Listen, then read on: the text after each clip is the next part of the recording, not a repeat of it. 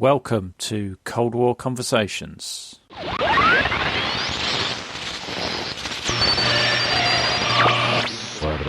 This is the British Broadcasting Corporation.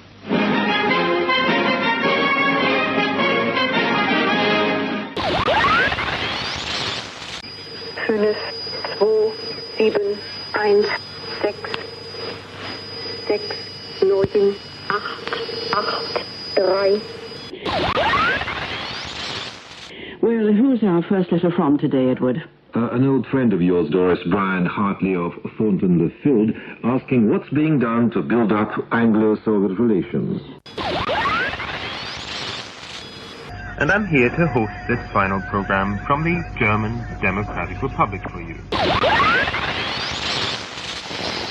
Soviet Union announced this morning that its troops had been called into Czechoslovakia at the urgent request of Czechoslovak leaders. A statement by the official Soviet news agency said that party and government leaders of the Czechoslovak Republic had asked the Soviet Union and other allied states to render the fraternal Czechoslovak people urgent assistance, including assistance with armed forces.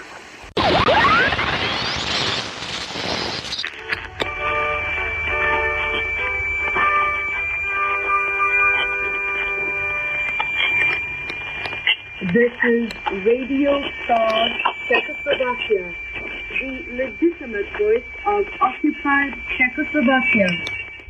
Welcome to episode 14 of Cold War Conversations. Before we start, I'd like to invite you to our vibrant discussion group on Facebook. There's a wide range of people there, including academics, military veterans, authors and others who are interested in the Cold War period. There's lots of extra Cold War Conversations material there to get your teeth into. Just search Cold War Conversations on Facebook. Today, we have with us Lani Seelinger of Socialism Realised, which is an excellent website and learning environment that uses multimedia content as teaching aids about the communist regimes in Europe. Using the Czechoslovak example, they describe the specifics of life in the Eastern Bloc. Their material attempts to bring the experiences, thoughts, feelings and problems of people who lived during this era to life. Their aim is to reproduce the complexities and dilemmas of life under communism. I do recommend you check them out at socialismrealised.eu. In today's episode, we return to Czechoslovakia and one of the most iconic moments of the Cold War, the Prague Spring of 1968, which celebrates its 50th anniversary this year. Some of you will have seen the film of Alexander Dubcek and the adoring crowds, as well as the powerful images of the Warsaw Pact invasion. Our chat shows that beneath these images, there's more nuances, and I hope you will find the episode insightful and entertaining. I'm delighted to welcome Lani Seelinger. Hi, Lani. How are you today? I am great, Ian. How are you? I'm good, actually. Thank you very much. I've been looking forward to this for quite some time. We did arrange this a while back, actually, if I recall. We did. It was a couple months, and I've been looking forward to it as well. Fantastic. Can you just tell us a little bit about yourself and about the Socialism Realised project? Yeah, definitely. So I work at the Department of Education at the Institute for the Study of Totalitarian Regimes in Prague, which has a very fancy name, but which specifically deals with only two periods in Czechoslovak history, those being the Nazi occupation and then the communist period. So in our department, we're specifically focused on developing history teaching materials that can help teachers and students reckon with these periods in history, which, as we know, are both difficult and often contested. And so Socialism Realised is really the department's first effort at looking internationally. We call it an educational learning environment, and it was meant to offer materials that cover the Czechoslovak communist past that would also be appropriate for international audiences, including those who know nothing about communist history, who the only thing they've heard of communism is that something like Obama's a communist. So we aim at those people and at people who have studied the period more deeply, working mostly with historical sources like video clips, photographs, all in an effort to help people understand not only sort of like the bigger narratives of the Cold War, but also what it was actually like to live in a communist country. Yeah, I think that's a very important aspect, and I really recommend the listeners to go and have a look at the website. It's socialismrealised.eu, but I will add that link to the show notes. So, obviously, we're here tonight to talk about the Prague Spring of 1968, but I think we probably have to go back and just have a quick recap of Czechoslovakia, in the 1950s and 60s, and also Antonin Novotny, who was the leader prior to the Prague Spring. Could you just give a little bit of an outline on that? Sure, definitely. So Czechoslovakia, I mean, as we know, each country sort of had their own path through the communist period as a whole, and Czechoslovakia was quite a bit slower getting rid of Stalinism than the rest of the Eastern Bloc, including, of course, the Soviet Union. Basically, when Khrushchev laid out the new rules in the secret speech in 1956, Novotny and his colleagues decided not to pay attention to them and instead to enact a form of neo-Stalinism that would push back against any of these major reforms. So under his leadership, this meant that the economy became quite stagnated, and any dissent or calls for freedom of speech, anything like that, was all suppressed. This started to change in the early 1960s, which was still a lot later than the rest of a few of the hardline communists in the government were replaced with a couple of more reform-minded leaders. And so you started to see smaller changes, like, for example, with the victims of some of the show trials getting rehabilitated. 1965 was a big year because it saw the suggestion of a new economic model that would help with the economic stagnation, and another series of economic and social reforms that were suggested by the party itself. But then when they were supposed to be enacted in 1967, instead of actually putting them in place, Novotny chose to amend some of them to make them weaker, and also to strengthen the position of the party. And so this didn't really go over well with the reform wing of the party. And that sort of sets us up for what then happens in 1968. Okay. And then also in 1967, I understand there was a writers' congress, which was a sort of precursor to some of the liberalisation in the Prague Spring. They were sort of like pushing more than perhaps other areas of the country. Yes, that is correct. So the 1967 Writers' Congress gathered together the names who we now know as some of Czechoslovakia's or the Czech Republic's most internationally well-known writers, like Ludvík Vaculík or Ivan Klima or Milan Kundera, who weren't internationally known at that point. At this Writers' Congress, they openly criticized the party. They called for major reforms like the abolition of censorship, and also for a full rehabilitation of the country's literary traditions, which had sort of been hushed over the last couple of decades. And while these were very popular ideas, Novotny responded to them with a lot more repression, including expelling some of these writers from the party. But this actually caught the public's attention, and then it turned into sort of a catalyst for the final, the reform movement that would bring about Prague Spring, because it really put pressure on the regime to enact these reforms. Right. And what I found interesting is that I was reading today, because I was, getting ready. As you do. As you do. That Dubcek actually supported that sort of slamming of the door with the Writers' Congress at that moment in time. Yeah. Dubcek is an interesting character. I mean, he's got he was a hero at the time. He's still thought of as a hero now, and for lots of good reasons. But what people don't know is that he was actually quite a bit he wasn't at all interested in pluralism at the time, and he was quite a bit more dedicated to the communist ideals than I think people who have sort of seen him as this really heroic figure would believe. Yeah, no, I think you're right there, because the more I read about him, the more I see some contradictions in there, and the fact that and we're probably moving along a bit now, but obviously Novotny is voted out by the rest of the party, and Dubcek is voted in as first secretary. Is that what happens? That is exactly what happens. But it's an interesting way that it happens. This is one of my favorite parts of Dubcek's story. He was pushing reforms in what would become Slovakia much faster than they were happening in the Czech lands in the first half of the 1960s. And then he really like put Novotny on the defensive when he and Otashik, who had developed the new economic model, when they stood up to Novotny openly in a meeting. And so Novotny calls in Brezhnev to his defense, but when Brezhnev got there, he sort of saw the direction that things were heading. Like he saw that Dubček had all the popular support, and Novotny had a lot of like public opposition. But also importantly, the Soviets really liked and trusted Dubček, and they really believed that he was going to be like their man in Czechoslovakia because he had actually completed a significant part of his education in the Soviet Union. So they were really pleased with all of the support that Dubček was getting. And so Brezhnev just stepped out of the way and let the vote happen. And then Dubček became the first secretary in January of 1968. Right. And that's interesting because obviously they thought he was a safe pair of hands. He was a loyal party member, all of that stuff. Yeah. Yet once he gains power, there's I don't know. I almost get the impression that he sort of like loses control of what's going on.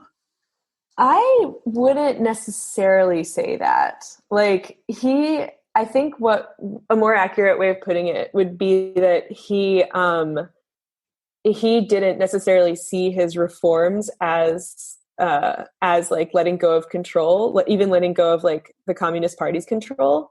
Like maybe there were some places where the party had to actively like step in and shut things down, but it was never his, like it was always his goal to keep things like as a one party system, totally normal communist country that was just this like socialism with a human face. That was the difference. But the thing that I don't sort of understand is how he thought that he could do that by getting rid of censorship and allowing complete freedom of the press. Yeah, that's a really interesting thing to think about. Maybe he thought that since like he was dedicated to the ideology that other people would be too, even with like freedom of speech, but that's totally speculation on my part. I also don't understand. Yeah, no, it's an interesting contradiction. So when he gains power, he has his own program, and obviously the removal of censorship and freedom of the press is one part of it. What other aspects were sort of parts of his program? Well, so he also let people travel abroad. That was new. And then also importantly, he let like new like civic society organizations form, and even political parties started forming, even ones that could like provide an alternative to the regime. And people were getting quite excited about it. And of course, that's where it started running into problems where like the party saw how quickly the political organizations were gathering a lot of support and a lot of like people joining up.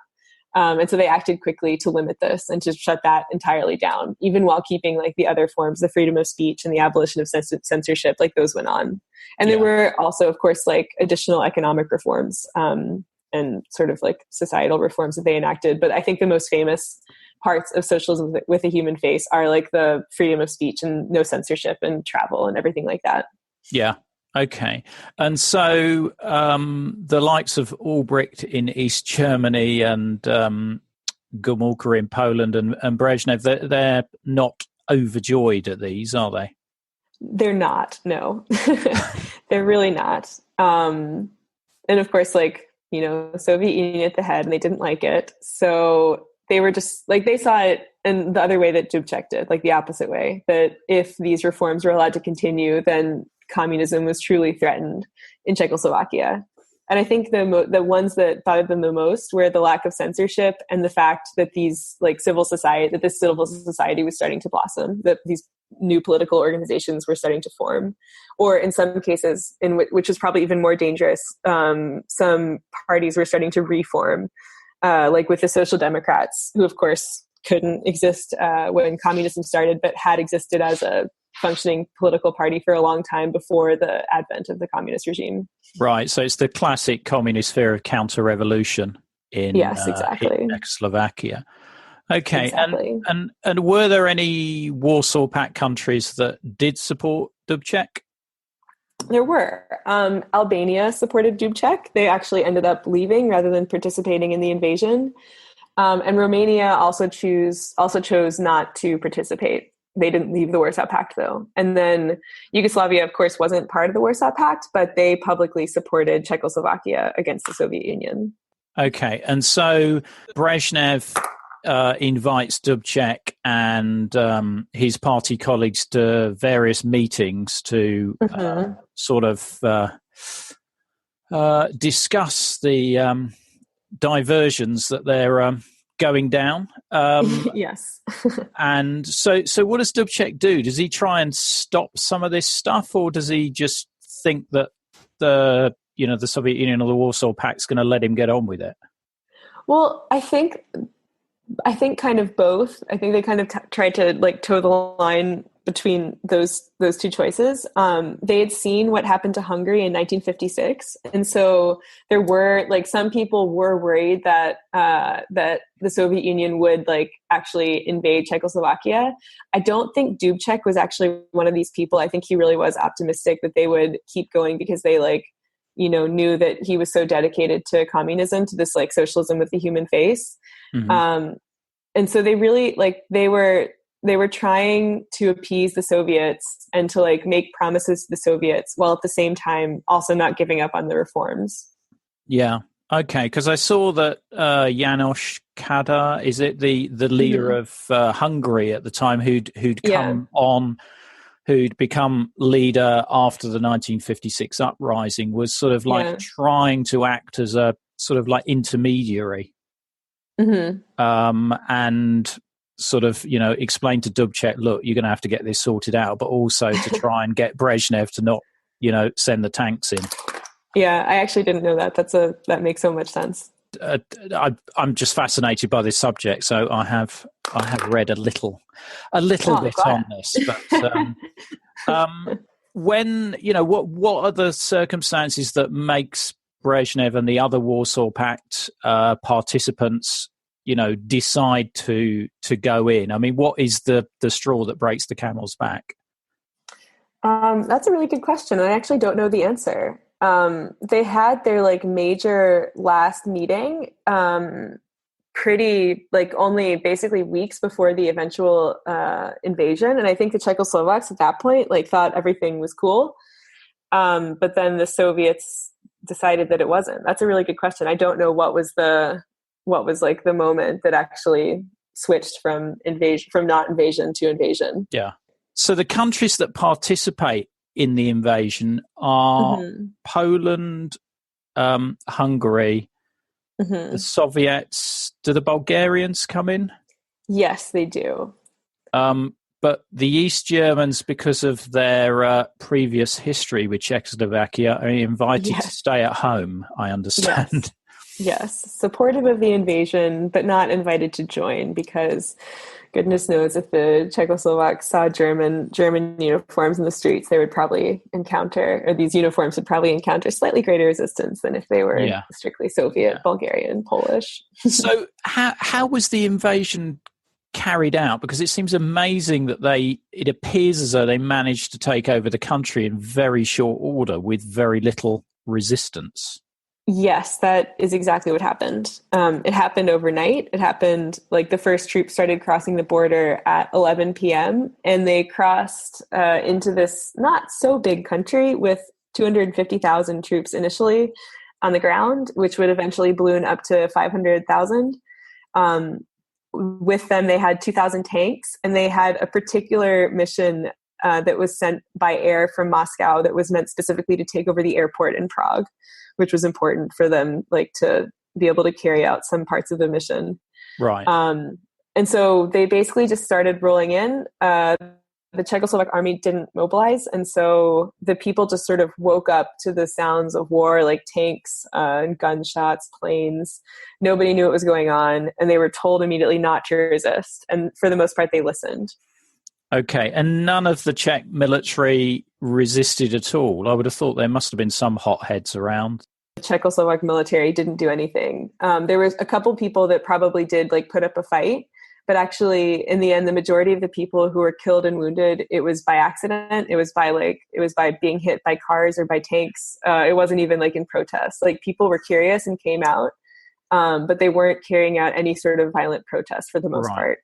Okay. I read an interesting story about a Polish army unit who entered Czechoslovakia, and the population were taking all the signs down and turning them around. and they managed to redirect this Polish army unit out of Czechoslovakia and back into Poland. I don't know whether that's a true story, but it's a great tale, whatever it is. Well, yeah, I haven't heard that in such specificity, but I've definitely heard of the troops like stealing road signs, taking everything down that was useful, pretending not to speak Russian, all of that sort of thing. And how did the general Czech population react in the days following the invasion? Well, I think they had been told by like the radio when it was still broadcasting. Like Dubcek put out messages where he could, saying like, "Don't do anything," basically, "Don't react." And so you see a lot of footage of people coming in and just kind of like being really curious, like looking around, bringing in Czech flags, but then some of them just like going to work. Yeah, I think it was a hodgepodge for the most part. And there was a lot of that what we were talking about, like nonviolent resistance, talking to people and telling them to go back home and putting up signs and like, being mean, spitting at soldiers and things like that. But like no huge resistance. Yeah, you see some amazing photos, particularly the Josef Kudelka series of photos, which are just so powerful, and you can see these people trying to have a conversation with these Soviet troops. Yeah, and like we can imagine they definitely did speak Russian. They would have had to study it in school. Yeah, and so they were, using their communication skills for for good. And so the Czech Communist Party, what happens to them? Does Dubcek get seized on the first day? Yeah, so Dubcek and some of his like closest and some of the most powerful reform elements of the Presidium were taken away directly to Moscow. So basically, like they didn't really have a chance to like react in front of the country or anything like that. Later, this wasn't clear at the time, but later it came out that some of the people in the conservative wing of the party had actually been conspiring with the Soviets to put together an excuse for the invasion, which was eventually this like invitation letter that was calling for the fraternal assistance from the friendly powers of the Warsaw Pact. But this came out only much later. But it did show that there was a segment of the party that was worried enough about the reforms to actually be in favor of the invasion. Right. And then eventually the party as a whole, the Czechoslovak Communist Party as a whole, had to sign what was called the Moscow Protocol, which brought back censorship and started ridding the party of its reform wing and definitely suppressed these political or other opposition groups for good. And that generally got the country back in a direction that the Soviets saw as being like more on track. Yeah. Yeah. Because I mean, what's surprising is that, they did negotiate to some degree with Dubcek in Moscow. It appears as though they thought he was so popular that they couldn't just get rid of him overnight, which is probably their preferred option. Well, exactly. And they decided not to get rid of him overnight. They decided that he was too popular even to be like deposed as the first secretary, even after he was sent back from Moscow. So he actually retained the position until April of 1969, when the Czechoslovak hockey team beat the Soviets in the World Hockey Championship in Stockholm that year. And that, of course, sent like people celebrating out into the street, and then people celebrating in the street turned into rioting. And then the military and the police had to quell those riots. And then that was enough of an excuse for the Soviets probably finally to give the Czechoslovaks a final push to get Dubcek out of that position. Right. So that took a while.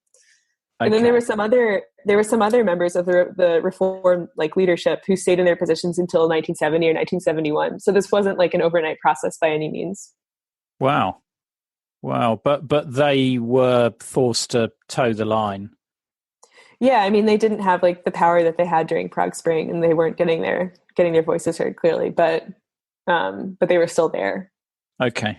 And I noticed that the Russians were accused the Americans of some interference as well, that they were fomenting some of this liberalism.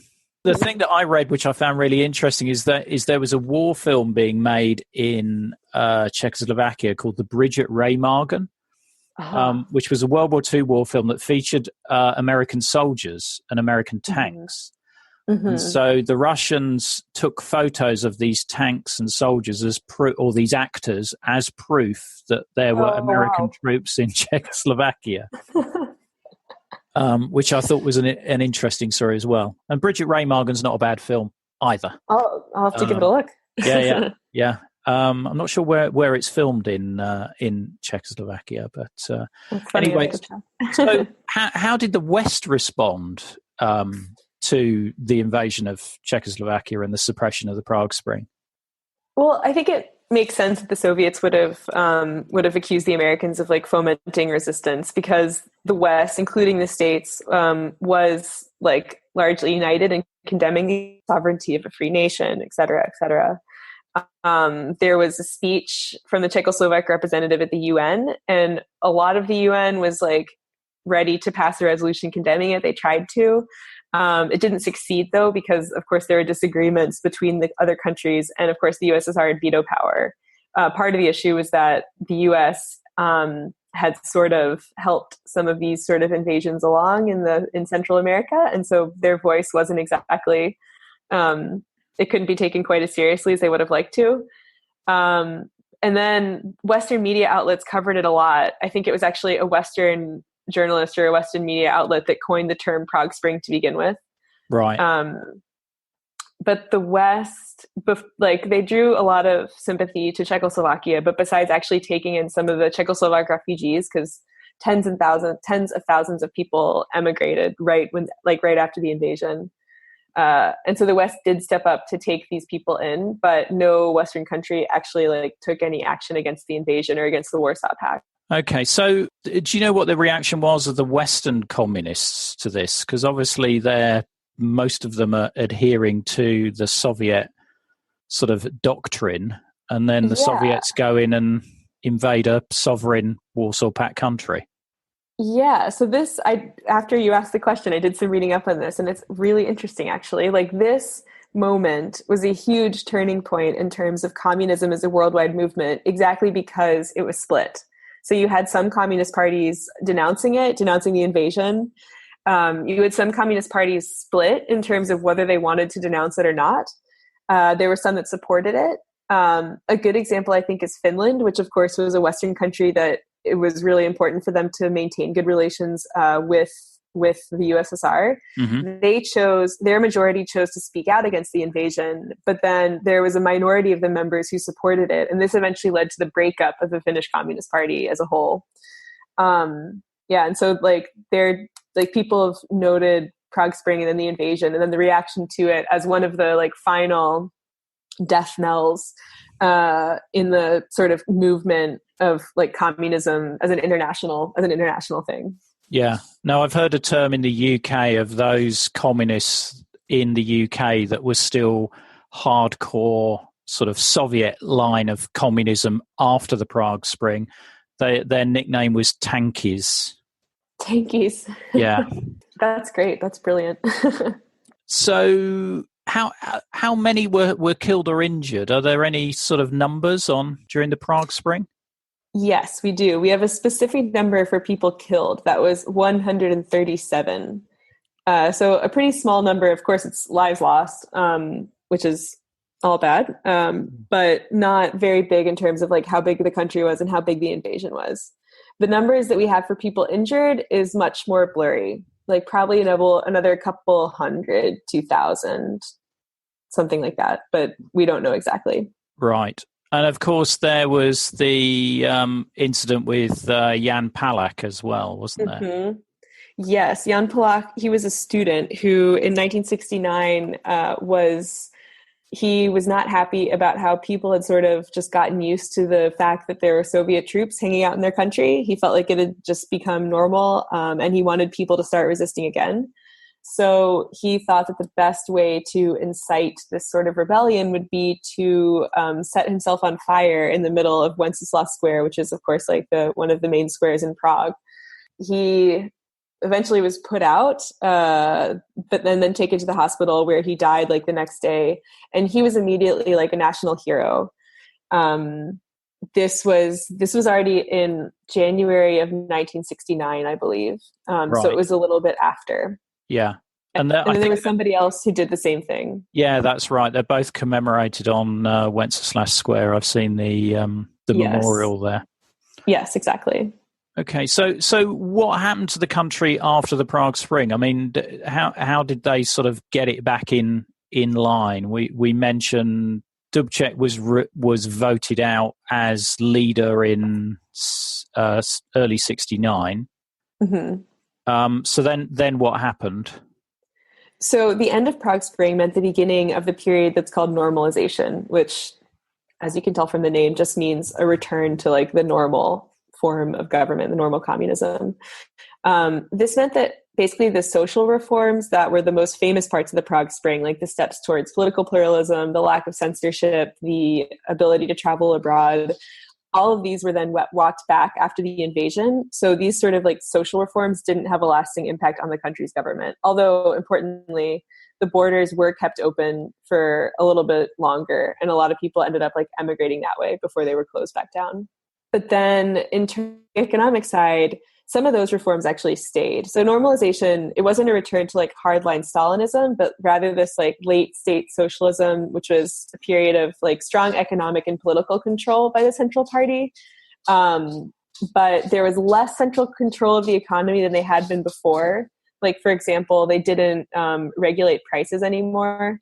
But there was still this really strict embargo on any civic activities that didn't follow the official party line. So what they saw as the real problems of Prague Spring were just wiped totally clean. And what happened to Dubcek? Where did he end up? Well, Dubcek eventually, he stayed in Czechoslovakia. He was expelled from the party. And he eventually went back to Slovakia, and everybody had to work if you were of an age to work. And so he had a job working in the forest, I believe, doing some sort of like menial labor, which is where a lot of like some of the reformer, even the politicians, but also, like liberal minded intellectuals would end things, or, digging holes. When you say, how did Dubcek end up? That wasn't how he lived out the rest of his life. No. I forgot. When the Velvet Revolution rolled around, it turned out that he actually did retain most of his popularity. So when that started happening, when it started to become clear that like communism was on the way out, then like Dubcek re-entered like the public sphere. And he was like there at Wenceslas Square when Václav Havel was there, like right during the Velvet Revolution. So he actually like entered the public space again after communism. Yeah, and he tried to stop the breakup, didn't he? Of he and Havel were not for it. Yeah. Mm-hmm. So, how do you think the Prague Spring influenced the future Czechoslovak policy up to '89? I mean, did they try and sort of keep people happy by them having more consumer goods and things like that? I think. I'm not positive, but I think not as much maybe as would have happened in other countries. Like more, the Czechoslovak leadership was really reticent to do anything that would have like approached a reform, because they saw what happened during the last one. And so they, like, in order to avoid any retaliation, they had this like really hardline conservative communist government, and that stayed in control until 1989.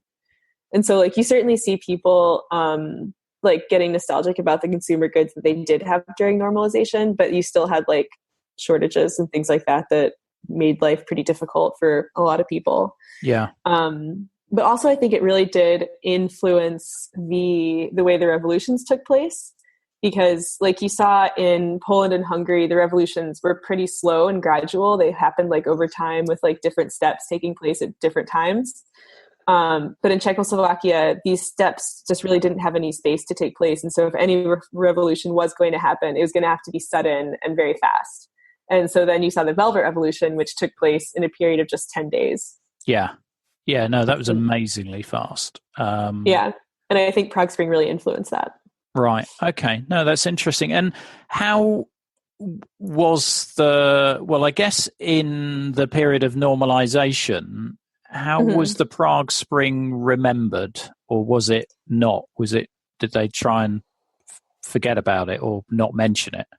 Yeah, so publicly it was forgotten. It was not mentioned. And we actually, for a while, we were thinking about using a video clip that showed that. It showed like people, it was somebody like going up to people on the streets with a video camera and asking about Prague Spring. Like it was an anniversary of Prague Spring, and they were asking like, do you know what today is the anniversary of? Yeah. And people just like didn't know. But of course, we don't know whether it was that they didn't know or that they weren't willing to talk about it in public. Because of course, a really defining factor of normalization was that people had very different private and public lives. And so there's a very good chance that the families would have passed along their memories. The, parents would have told their children about how they experienced Prague Spring. And then the kids were just, told not to talk about it in public. Yeah. But yeah, it wasn't part of the public memory at that point. And now post 89, is the date celebrated in any way, or what? How is it seen now? Yes, it is hugely celebrated. And this year, like the 50th anniversary is a great example of that. There's exhibitions, there's flowers at the monuments. There's a lot of talk about it, like a lot of media coverage of the anniversary and of memories of it. It's very much celebrated as sort of like a more democratic interlude during the communist history. Right. Okay, that's interesting. So, obviously, with this being the 50th anniversary, it is going to be quite a big deal, I guess. Yeah, and they're really making like a whole year's worth of big deal out of it, I would say. Like there've already been so many like events like for the public, talking to like people who experienced it, these people being interviewed in the media, like there's been a whole lot of it already. Yeah. And in the UK, we get like military reenactors who sort of reenact stuff. Does that happen in Czechoslovakia? I can't imagine many people volunteering to be the Red Army, to be honest. But well, you know what? I haven't seen anything about military reenactors, but they were shooting something. I forget what it was for, whether it's for like a mini series or something on Czech television or what. But they had some like tanks and people in like costumes, because it was like they were all like, dressed up, the extras and everything. Yeah. And this was actually pretty highly publicized. And so a lot of people, including myself, like went out to go see the tanks like roll in front of like the Charles University building. I think they were on like Národní třída, like the main sort of like boulevard. So yeah, wow. I don't think they've done, I'm not sure, I couldn't be sure. Maybe they have done something like that more purposefully, but that film shoot was very popular. That must have been quite eerie seeing that. It was really interesting. Yeah, it was really, really, well, it was funny because like you'd see the people in sort of their like 60s clothes, like sitting on the sidelines, and they'd be told to like cross the street in front of the tank or whatever. Yeah. Yeah. It was really strange. It was really, really strange, but cool. Yeah. What do you think would have happened if the Warsaw Pact had not invaded Czechoslovakia? Well, so this is just me entirely speculating. That's what I want. That's what I want, Lani. Okay. I want your speculation. Come on. Okay. Well, you won't find this on Socialism Realized for sure. No, that's fine. So I think that the idealistic take would be to say that like reforms that like pointed towards pluralism would have led to real democracy arriving sooner. But I don't think that actually like would have happened, because it would have required the hardliners in the Czechoslovak government to just give up their power, and for the Soviet Union to let it happen. And so I can't imagine really that happening, because they just wanted to keep their sphere of influence, and the hardliners still, even in Prague Spring, were too powerful. I think it's interesting to consider what would have happened if this like socialism with a human face had eventually sort of evened out into a form of socialism that people would have been like satisfied enough with to live with even after 1989. Like what if Prague Spring could have created something that like would have led to the Velvet Revolution not happening? But then that like assumes that there is some ideal form of socialism that like can exist, but we've never seen that, and we don't know what form it would take. And so, yeah, no one knows exactly what that would look like, or if it could even exist. And so I'm not. That's what is interesting to me to think about, but I can't say that I think that would have happened. Like, I don't know that I really see any other way that it would have played out, honestly. Yeah. Yeah. Do you think, because Poland had some periods of liberalization with Gomulka and, and then they sort of got a bit more hardline again. Do you think, Solidarity sort of learned anything from Prague Spring in terms of its non-violent resistance, or maybe they just thought that was the only way. Yeah. Yeah, maybe. But I mean, yeah, like I can't imagine that these movements didn't like build on one another. I mean, you saw the Czechoslovaks being like a little bit nervous about the invasion because of the Hungarian invasion. And so maybe there were other reforms they would have enacted if they hadn't been worried about like, what if 1956 happens to us? Yeah. And so, I'm sure that that Poland and the Solidarity movement would have looked to them. Yeah. Yeah, because I guess Dubcek and the rest of them must have thought themselves very lucky they didn't get executed. Yeah, although I think in like 1968, like I think it would have been very surprising if they had stepped back into those like Stalinist tactics. I think that was like well enough gone. I don't think Brezhnev would have done that. Maybe I don't know Brezhnev well enough. Yeah. No, maybe you're right. I mean, there is, you do read that sort of like, some of the worst excesses sort of did start to tone down in the late 50s, 60s. Yeah, and like, because at that point, like there were plenty of punishments, like with them being expelled from the party and having to work terrible jobs. I think this was like pretty much the punishment that people knew they could get. Yeah, yeah. Are there any places that you'd recommend people visit to better understand the Prague Spring? Yeah, like speaking of solidarity, Gdansk has that excellent European Solidarity Center that I would recommend to everybody. Prague hasn't done anything like that, even though Prague Spring would be excellent material to build some sort of a museum or like center to think about movements like this. There is a museum of communism in Prague that has recently been renovated to be better than sort of like the kitschy collection of 1970s material that it used to be, but I haven't been there, so I can't personally recommend it. I did go there this year, actually. Oh, how is it? I thought it was good, actually. Okay. It was better than I thought because I'd seen the early pictures of it. Okay, good. And I thought it was quite an even-handed approach, well laid out and told the story well. So that's great. Give it a go. Happy to hear that. One thing I would recommend is the National Monument up on Vítkov Hill in Prague. They have the museum. It's like run by the National Museum, and it's the Museum of Czechoslovak and Czech statehood. And so it kind of looks at the Czechoslovak state. And that gives you, obviously there's some material in there about Prague Spring, but more than that, it gives you like the whole story of the 20th century in this country. So it offers the broader context that you'd get for Prague Spring. And okay. then, And is that the place where Clement Gottwald was lying in state, preserved a bit like Lenin in Red Square? Yes, it is exactly that. And I do think that the best part of that national monument is the fake embalmed Clement Gottwald. All right. Unfortunately, it was closed the day I was in Prague because I had that on my list. I will have to come back. There's also an excellent view from the top of it if you go on a sunny day or at sunset, even better. But yeah, the Clement Gottwald is great. And then the other places I would recommend are like the places of memory, like the memorials that are dotted all over the place. And so you can see how people have remembered it. Specifically in Prague, like the Jan Palach Memorial is a good example on Wenceslas Square. Or his death mask is like bronzed as a statue at the Charles University faculty on what is now fittingly called Jan Palach Square, over by like the Rudolfinum. So those are good places. And if you come around some anniversary, like say of Prague Spring or like of when he burned himself, then you'll see flowers and you'll see people coming by and taking pictures. Like these are definitely places that people remember. Okay.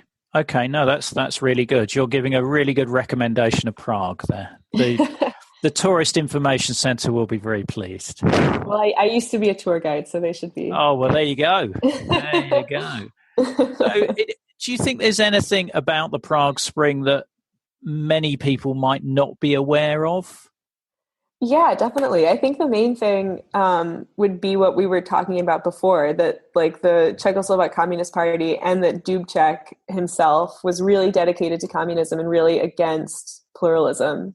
Mm-hmm. I think I had gotten into my head sort of this more like idealistic picture of the Prague Spring. And I didn't know it until I was like presented with some meeting minutes from the party presidium meeting about the like reformation of the Czech Social Democrats as like a potential thing to put on socials, and realized that I like read it and was really surprised. Like in these meetings, they were not discussing like, oh, should we shut them down? Like, what should we do? The question that was decided, they were going to get rid of these parties. The question was, how are they going to do it to limit the political damage to themselves? Yeah, people have this image of Dubcek as this great liberal who wanted to bring democracy to Czechoslovakia, but he's a more nuanced character. Absolutely. He really is. And it's a more nuanced event. Like, yeah. I think that he cared about the country and that he really wanted to do the best thing for it. But I think that he thought the best thing to do for it was to definitely keep it a socialist country. Yeah. Yeah, no, I think you're right. Is there a film or TV series that you think is a good representation of the Prague Spring? So I can list a couple of not so good ones. We have one. Honestly, I think it could be like the next, Netflix hit miniseries, because we used one film called Those Wonderful Years That Sucked, which is a very good film. And it has a short section about Prague Spring, which is interesting because it sort of shows it from a family's perspective. And so it doesn't really focus on the invasion, but rather like on how they react to it, which is completely not what you would expect. Then you have a sort of more traditional treatment of it with like The Unbearable Lightness of Being, for example. I wouldn't necessarily recommend that movie. I don't think it's a great movie. But it does sort of show some of that like ethos of Prague Spring. Yeah. There are two Czech movies that were made in the like early 2000s like in the last 15 years, called Pelíšky, which means cozy dens, and then one called Rebels. But both of them look at it like kind of ahistorically. And so you wouldn't really get a good sense of like what Prague Spring actually was. So no, I wouldn't really say there's a very good film or TV series that shows Prague Spring in its like as a whole. And have you seen that film Dubcek that's just been made? No, I have not yet. Okay. That's a shame. I'll have to get you back for a film review. Okay. Happy to give it. Because I've watched the trailer on YouTube, and it does look quite interesting. And the guy is they've got a really strong resemblance. I know they can do a lot with prosthetics nowadays. But, yeah. I don't know how optimistic about it I would be. Like, we saw one about Jan Masaryk that was not great. Yeah. Oh, okay. I'll lower my expectations. You never know. Yeah, no, I'll never know. I'll live in hope. So, if you were making a film about the Prague Spring, is there any piece of music that you think you'd use as a soundtrack? Yeah, I love this question. I think you would have to mix. Like, I think you'd have to use kind of like the popular like rock and pop of the era, and so you'd have to go with like Karel Gott and Marta Kubišová, who were like the really famous Czech superstars at that point. And then I think you'd have to intertwine it with like the rock that was really popular with the West, because I think that's still such a part of like modern culture. Like, it was right when Magical Mystery Tour came out, and obviously there's a Beatles song for every mood. Yeah. So I think that if you sort of intertwine things that were new to the West with like songs that are so familiar, then that would really like capture the struggle that people were going through at the time. Okay. You'll have to send me some links for those, because I haven't even tried to spell those by writing them down. So sure. Yeah, I'll definitely do that. Yeah. That's great. And if you could invite three personalities from the Cold War period to have a few drinks and a chat with, who would they be? All right. So the first one would be Tito. The second one would be Milan Kundera, and the third one would be a random STB, that is Security Services collaborator from the normalization period. I don't think they would really want to talk to each other, but I could bribe them. Okay, so so an STB sort of informer collaborator.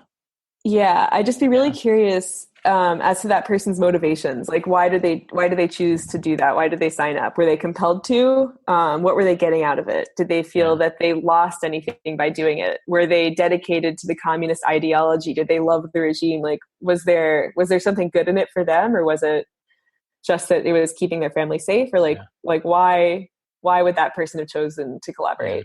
Did you listen to my Cloak and Dagger in Prague episode? I haven't listened to it yet. No, it's on my list. Should. That's really interesting about the STB. No, it's all right. You're excused. You don't have to have listened to all of them, but you might find that one interesting. What would you want to ask Tito?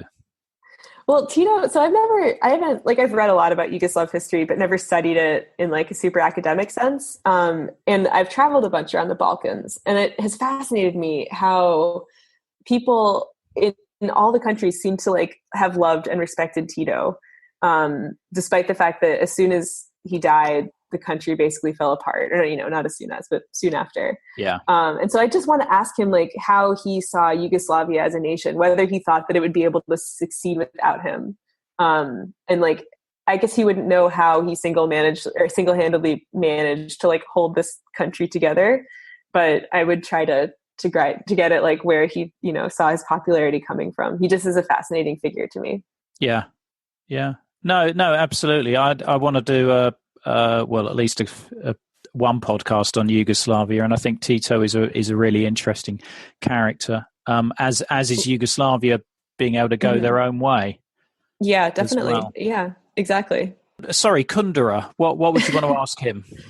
Well, yeah, that's sort of a note of like personal privilege, I guess, because he was reading Kundera was actually what originally drew me to study Czech language, and then eventually later Czech history.